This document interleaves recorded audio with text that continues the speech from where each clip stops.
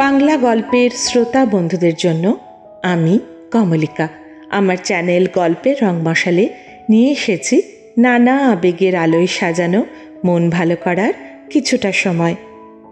গায়ে কাঁটা দেওয়া অলৌকিক গল্প একদিকে আমাদের ভয় পাওয়ায়, আবার অন্যদিকে ভয়ের গল্প আমরা চাইলেও এড়িয়ে যেতে পারি না। এরকমই একটি গল্প নিয়ে এসেছি আজকে আপনাদের জন্য। আজকের গল্প মধুমিতা মুখার্জির লেখা ছবি। মধুমিতার জন্ম ও বেড়ে ওঠা কলকাতায়।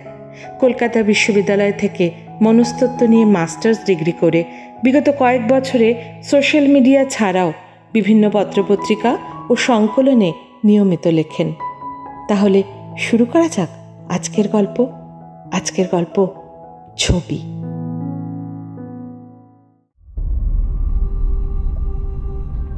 দমদম এয়ারপোর্টে ফ্লাইট থেকে নামার সময় সারা শরীরে একটা অস্বস্তি অনুভব করছিল পিউ। নিজের অজান্তে চিকুর হাতটা এতটাই চেপে ধরেছিল যে বেচারার হাত ব্যথা করছিল। একসময় থাকতে না পেরে চিকু বলে উঠল, মা, আমার হাতটা ছেড়ে দাও, আমার ব্যথা লাগছে। ছেলের কথায় লজ্জিত পিউ হাতের চাপ আলগা করে দিল। ও বেশ বুঝতে পারছে নিজের মনের অশান্ত ভাব ছেলের মধ্যেও ঢুকিয়ে দিচ্ছে, কিন্তু কিছুতেই নিজেকে শক্ত রাখতে পারছে না। পাঁচটা বছর অতিক্রান্ত হয়ে গেছে, তাও মনের ভেতরে দাবানলের আগুন কমেনি।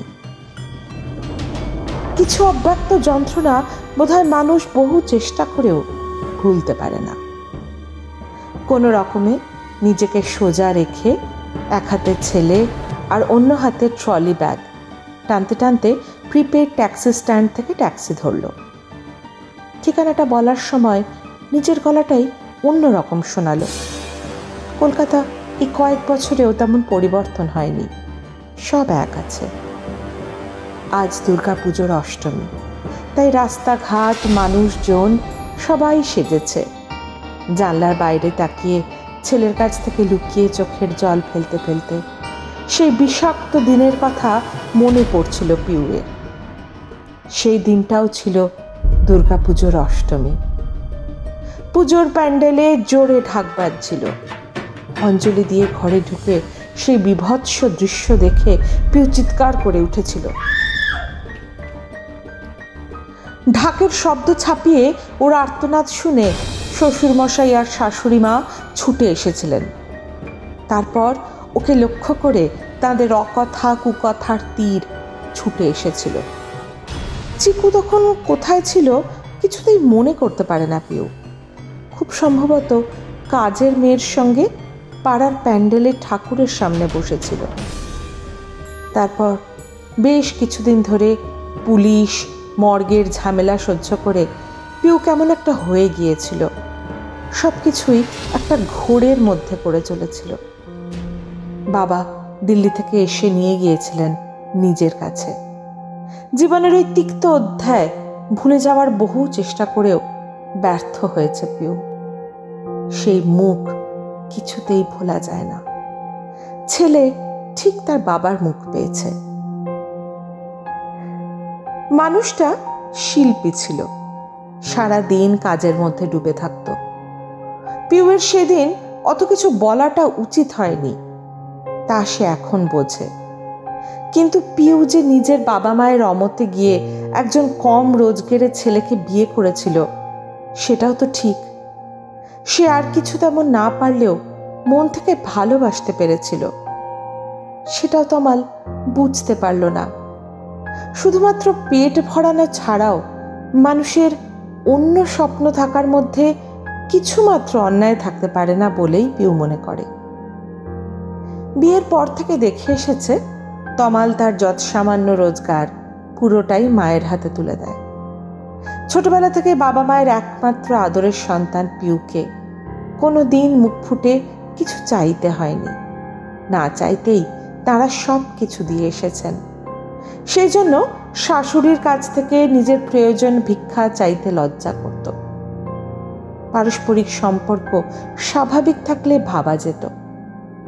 বিয়ের পর থেকে দেখে এসেছে প্রতিবার পুজোর সময় কাজের মেয়ের আর পিউয়ের জন্য এক রকমের ছাপা শাড়ি নিয়ে এসেছেন শাশুড়ি মা। চোখের জল ফেলে সেই শাড়ি পরেই অঞ্জলি দিয়ে এসেছে পিউ। অথচ তিনি নিজের জন্য সব সময় দামি শাড়ি কিনতেন। বাবা বিয়েতে মত দেননি বলে তমালের জেদে বাবার থেকে কোনো উপহার নিতে পারেনি পিউ। ওর খুব খারাপ লাগতো এই বৈষম্য। তমালকে বলতে গেলে সে বলেছিল, বাবা কত টাকা পেনশন পান জানো? আমার 3 মাসে রোজগার তার ধারে কাছে হবে কিনা সন্দেহ আছে। আমার মা দামি শাড়ি পরেন তার স্বামীর রোজগারে, ছেলের রোজগারে নয়। মাকে ঈর্ষা করে লাভ নেই। এত যদি তোমার লোভ, তাহলে আমার সঙ্গে ভালোবাসার নাটক করেছিলে কেন? আমার রোজগার কেমন তা তো তুমি বেশ ভালো মতোই জানতে। 5 বছর আগে সেই অষ্টমীর দিন সকালে পিউ জেদ করে একটা পুরনো শাড়ি পরে অঞ্জলি দিতে গিয়েছিল। শ্বশুর শাশুড়ি খুব রেগে গিয়েছিলেন, বারে বারে নতুন শাড়ি পরার জন্য জোর করেছিলেন। পিউ শোনেনি তাদের কথা। ওর অসম্ভব অভিমান হয়েছিল তমালের উপর। সেইবার একটা বিখ্যাত পুজোর প্যান্ডেলের থিম বানিয়ে তমাল বেশ কিছু টাকা পেয়েছিল। পিউ একটা কাতান সিল্কের আবদার করেছিল। কথা দিয়েও কথা রাখেনি তমাল। সেই জন্য কাজের লোকের সঙ্গে এক রকমের শাড়ি পরে পিউ। এই প্রতিবাদের ফল যে এত মারাত্মক হতে পারে তা স্বপ্নেও ভাবেনি। প্যান্ডেল থেকে ফিরে ঘরের দরজা খুলে ঢুকেই সেই দৃশ্য চোখে পড়েছিল। সিলিং ফ্যানের ব্লেড থেকে তমালের নিথর দেহটা ঝুলছিল। চোখ দুটো আর জিভ বাইরে বেরিয়ে এসেছিল। উফ, সেই ভয়াবহ দৃশ্য মনে পড়লে এখনো শিউরে ওঠে পিউ। এমন কথা কাটাকাটি তো বহু পরিবারেই হয়, কিন্তু এই কারণে কেউ আত্মহত্যা করে? তাছাড়া পিউ সেই শাড়ি পরবে না ছাড়া বিশেষ কিছুই বলেনি। যা চিৎকার চেঁচামেচি তমালের বাবা মাই করেছিলেন। অথচ পাড়া প্রতিবেশী জুটিয়ে পিউকেই দোষী প্রমাণ করলেন দুজনে মিলে। খবর পেয়ে বাবা এসে দিল্লি নিয়ে যাওয়ায় প্রাণে বেঁচেছে পিউ, না হলে হয়তো ওকেও আত্মহত্যা করতে হতো। এখন একটা নার্সিংহোমের ব্যাক অফিস জব আর ছেলেকে নিয়ে মোটামুটি শান্তিতেই আছে। এতদিন পর তমালের বাবা মায়ের টেলিফোন পেয়ে বাধ্য হয়ে এসেছে। তাদের নাতিকে একবার দেখার আকুতি ফেলতে পারেনি। সত্যি বলতে দোষ জারি থাক, তারা একমাত্র সন্তানকে হারিয়েছেন, এ কথা অস্বীকার করার জায়গা নেই। তাদের শেষ ইচ্ছা পূরণ করতেই আসা। ম্যাডাম, আপনার ঠিকানায় পৌঁছে গেছি। ড্রাইভারের কণ্ঠস্বরে যেন বহু যুগের ওপার থেকে বর্তমানে ফিরে এলো পিউ। আবার সেই বাড়ির সামনে এসে দাঁড়ালো পিউ। বাড়ির সব দরজা জানলা বন্ধ। বাইরে থেকে দেখে ভেতরে কেউ আছে বলে মনে হচ্ছে না। রংচটা বাড়িটা কেমন একটা হতাশা নিয়ে দাঁড়িয়ে আছে। মা, এটা আমাদের বাড়ি? হ্যাঁ, এটা তোমার বাড়ি চিকু। এই বাড়িটা পচা, আমি এখানে যাব না। 7 বছরের ছেলের মুখে হাত চাপা দেয় পিউ। ছি, অমন বলতে নেই সোনা, তোমার দাদু ঠাকুমা শুনলে কষ্ট পাবেন। কাঁপা হাতে কলিং বেল বাজাতেই দরজা খুলে যায়। একজন অল্প বয়সী মেয়ে দরজা খুলে ওদের দুজনকে ভালো করে পর্যবেক্ষণ করে বলে, আপনাদের ঘর পরিষ্কার করে রাখা আছে। মেয়েটার দৃষ্টি কেমন যেন অস্বাভাবিক। হল ঘরে ঢুকে ঠিক সামনেই তমালের একটা হাসি মুখের ছবি বাঁধিয়ে রাখা। দেখে মনে হচ্ছে এখনই কথা বলে উঠবে। জোর করে সেই ছবির থেকে চোখ সরিয়ে সিঁড়ির দিকে যেতে গিয়ে পিউ সেই মেয়েটির গলা শুনতে পায়। ওদিকে না, আপনাদের জন্য নিচেই বন্দোবস্ত করা হয়েছে।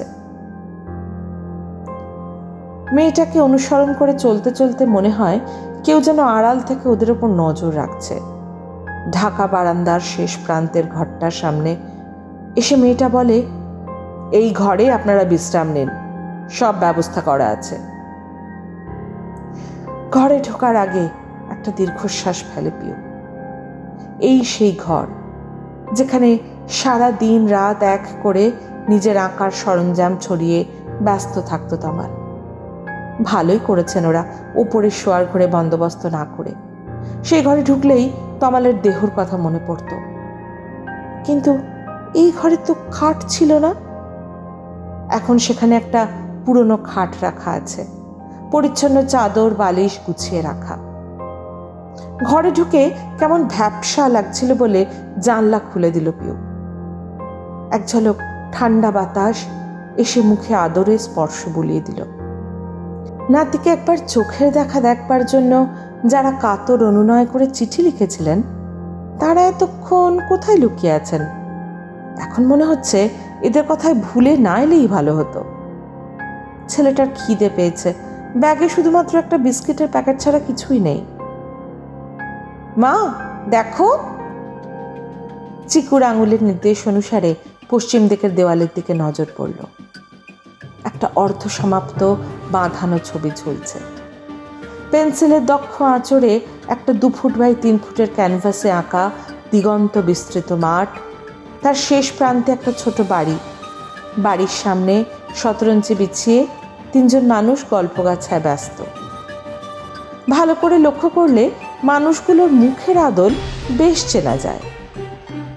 তমাল তার মানে পিউকে বাদ দিয়েই পরিবারের ছবি আঁকতে শুরু করেছিল।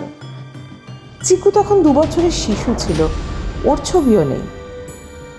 শুধুমাত্র মাঠের ঘন সবুজ ছাড়া ক্যানভাসের আর কোথাও রঙের চিহ্ন নেই দেখে অনুমান করা যায় এই ছবি সমাপ্ত করার আগেই তমাল আত্মহত্যা করে। আপনারা উপরে আসুন, কর্তামা অপেক্ষা করছেন। মেয়েটির ডাকে চিকুকে নিয়ে উপরে যায়। মেহগনি কাঠের বিশাল খাবার টেবিলে বিভিন্ন পাত্রে সুখাদ্য সাজিয়ে রাখা। টেবিলের অন্য প্রান্তে শ্বশুর শাশুড়িকে বসে থাকতে দেখে একবার প্রণাম করার কথা মনে হলেও পিউ নিজেকে সংযত করল। শাশুড়ি মা গা ভর্তি গয়না পরেছেন। ওকে দেখে বদ্ধ উন্মাদ বলে মনে হচ্ছে। এই বয়সে এমন সাজে কেমন লাগতে পারে তা ওর বোঝা উচিত ছিল। দুজনেই চিকুকে দেখে খুশি হয়েছেন বলে মনে হলো। চিকুকে কাজের মেয়েটি হাত ধরে ঠাকুমা দাদুর কাছে নিয়ে গেল। ও হতভম্বের মতো তাকিয়েছিল। 2 বছর বয়সের স্মৃতি স্বাভাবিকভাবেই নেই। ভদ্রমহিলা চিকুকে নিজের পাশে বসিয়ে যত্ন করে খাওয়ালেন। পিউকেও জোর করে সব কিছু চেখে দেখতে বাধ্য করলেন। তারপর নিজের জায়গা থেকে উঠে এসে গায়ের সব গয়না খুলে পিউয়ের সামনে রাখলেন। ওর বিস্মিত দৃষ্টি লক্ষ্য করে তিনি বললেন, আমি জীবনে বহু অন্যায় করেছি, সেই পাপে আজ সন্তান হারা। তুমি এই গয়নাগুলো নিলে আমি শান্তি পাবো, দয়া করে এগুলো নিও। পিউ কিছুতেই ওর অনুরোধ ফিরিয়ে দিতে পারল না। তিনি নিজেই যত্ন করে একটা রেশমের কাপড়ে সব গয়নাগুলো বেঁধে দিলেন। পিউয়ের অবাধ্য চোখ বারবার ওর একসময়ের নিজস্ব শোয়ার ঘরের দিকে চলে যাচ্ছিল। কেউ যেন পর্দার পিছনে দাঁড়িয়ে আছে বলে মনে হচ্ছিল। এই বাড়িতে এসে থেকে মনে হচ্ছে কেউ আড়াল থেকে লক্ষ্য রাখছে। বিছানায় শোয়ার প্রায় সঙ্গে সঙ্গেই ক্লান্ত মা ছেলে ঘুমে ঢলে পড়ল। মাঝরাতে চিকু স্বপ্ন দেখে কেঁদে উঠতে পিউ ঘরের আলো জ্বালালো।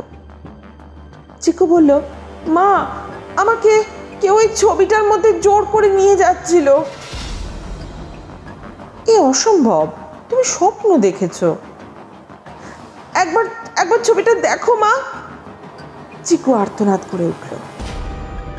সেই অর্ধ সমাপ্ত ছবির দিকে তাকিয়ে পিউয়ের বুক ভয় কেঁপে উঠল। এ কিভাবে সম্ভব? এখন সেই ছবির বাড়িটায় হলুদ রং করা, ঠিক এই বাড়ির মতো সবুজ জানলাও আছে।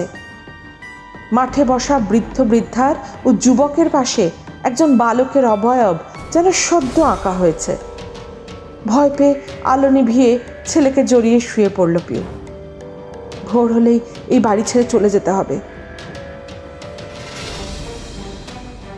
পাখির ডাকে ঘুম ভাঙতে পিউ বিছানায় চিকুকে দেখতে পেল না। সে চিৎকার করে কেঁদে উঠল। পাশের বাথরুমেও খুঁজে এলো, কোথাও নেই। এমনকি সারা বাড়িতে কেউ নেই। সব ঘর বন্ধ আর ধুলোয় ভর্তি। মনে হচ্ছে বহুকাল এই বাড়িতে কেউ আসেনি। ঘরে ফিরে টেবিলে গয়নার পুঁটুলি যথাস্থানে দেখতে পেল। হঠাৎ হঠাৎ ছবিটার দিকে চোখ পড়তে দেখলো এখন ছবির মধ্যে বালকের অবয়ব স্পষ্ট, অনেকটা চিকুর মতো। জনমানবহীন বাড়িতে পিউয়ের আর্তচিৎকার দেওয়ালে ধাক্কা খেয়ে নিজের কাছেই ফিরে এল।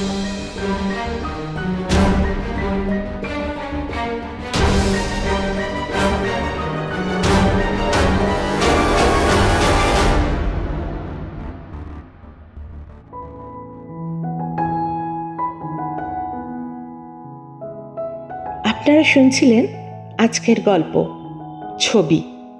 কেমন লাগলো আপনাদের? জানার অপেক্ষায় থাকবো আমি। আর কি ধরনের গল্প শুনতে চান জানাতে ভুলবেন না কিন্তু। ভালো লাগলে লাইক করে চ্যানেলটা সাবস্ক্রাইব করে নেবেন। আমি খুব তাড়াতাড়ি ফিরে আসবো আরেকটা নতুন গল্প নিয়ে। ভালো থাকবেন।